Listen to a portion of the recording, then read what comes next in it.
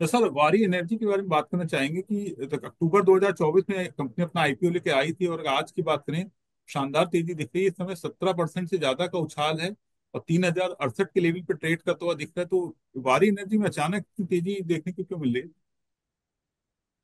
वारी एनर्जीज के नतीजे बहुत बेहतर आ गए, उसका एक इम्पैक्ट देखने को मिला।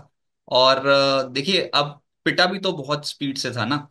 अब क्वार्टर फोर के जो नतीजे आए उसके बाद शेयर में 18-19% के आसपास की तेजी बन गई। क्वार्टर फोर मुनाफा 34% बढ़कर 619 करोड़, क्वार्टर फोर आय 36.5% बढ़ी है 4004 करोड़। एबिटा में भी बहुत ही तगड़ा इजाफा है, 418 करोड़ से बढ़कर 923 करोड़, और क्वार्टर फोर मार्जिन 14.2% से बढ़कर 23% के हो गए हैं वैन बाय बेसिस पे। अब आप ये समझें कि इसका आईपीओ आया था 1503 रुपए प्रति शेयर के इशू प्राइस पे अक्टूबर 2024 में, और 69.7% प्रीमियम पर भी लिस्ट हुआ था। यानी कि 2550 के लेवल पे लिस्ट हुआ था, ऊपर भी गया था 3743 तक गया था। फिर 6 नवंबर को ये हाई टच करने के बाद, 6 नवंबर 2024 के बाद से हमने इसमें गिरावट ही देखी है, और इसने निचला स्तर छुआ है 1863 का।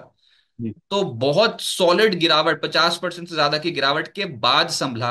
1863 के बाद जो चढ़ना शुरू हुआ है तो 65-67% ऊपर आया है ना। है बहुत वोलेटाइल। वारी एनर्जीज और दूसरा है प्रीमियर एनर्जीज, ये दो कंपनियां। अच्छा, इस पे ना अब देखो खेल कितना बढ़िया होता है। बर्नस्टीन की एक रिपोर्ट आई थी हाल फिलहाल, मेरे को याद है अप्रैल की रिपोर्ट थी इसलिए याद रह गई, कि उन्होंने बोला था वारी एनर्जीज और प्रीमियर एनर्जीज को अंडर परफॉर्म रेटिंग दे रहे हैं। और उसके बाद उन्होंने वारी एनर्जीज का टारगेट दिया था 1902, जहां पर ये 1863 टच करके भागा है। 1902 का टारगेट दिया था, और प्रीमियर एनर्जीज को 693 का दिया था। अब ये तो बता दिया था कि अंडर परफॉर्म करेंगे, क्यों? क्योंकि पीवी मैन्युफैक्चरिंग स्पेस में वो कह रहे थे कि कंपटीशन बहुत है, एंट्री बैरियर्स कम हैं, और ग्लोबली देखोगे तो जो रेट्स होते हैं ये इनके थोड़े ज्यादा होते हैं, प्रीमियम पे कमांड करते हैं as compare to the world.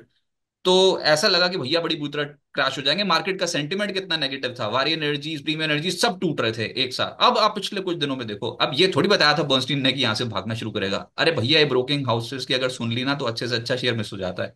निचले स्लो से ऐसा पलटा है ना, वो टारगेट दे रहे थे कम नीचे का, लेकिन जो भागा है स्टॉक तो हायर एंड पे। अब ये तो किसी ने नहीं बोला था कि 3000 के लेवल पे जाके टकराएगा वारी एनर्जीज।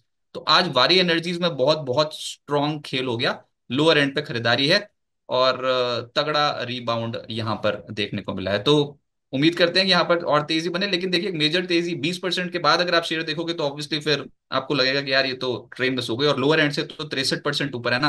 तो थोड़ा अगर कूल ऑफ हो जाए तो शेयर खराब नहीं है, रिजल्ट्स अच्छे हैं। तो ऐसे ही शेयर्स आइडेंटिफाई करके रखो, और फिर कोई मेजर करेक्शन आ गई तो वहां से आप उठाने की कोशिश करो।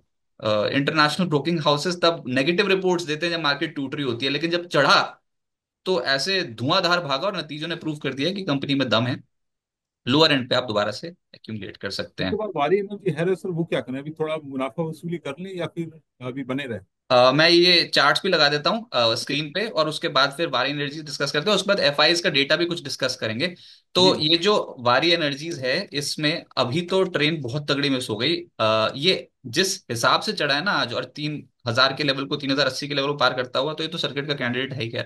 लेकिन अब हायर साइड पे इसका जो रेजिस्टेंस है वो नियर टू 3350 से लेकर 3400 तक का है।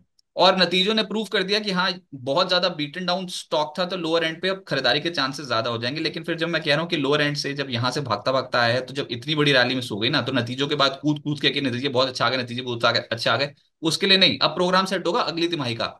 तो अगर कभी नीचे आ गया तो ये जो लेवल है 2400, और ये जो लेवल है 2500, ये 2400 और 2700 वाली जो रेंज आएगी, ये जो लेवल है बहुत ही क्रूशियल एक सपोर्ट की तरह एक्ट करेगी। तो कभी नीचे आया तो फिर उसको एक्यूमुलेट करिए। अभी तो मोमेंटम में कोई भी डिप नहीं आ रही है, रिजल्ट्स का इम्पैक्ट है। तो हायर साइड पे 3300 3400 के टारगेट, और लोअर साइड पे 2700 का और 2600 का सपोर्ट।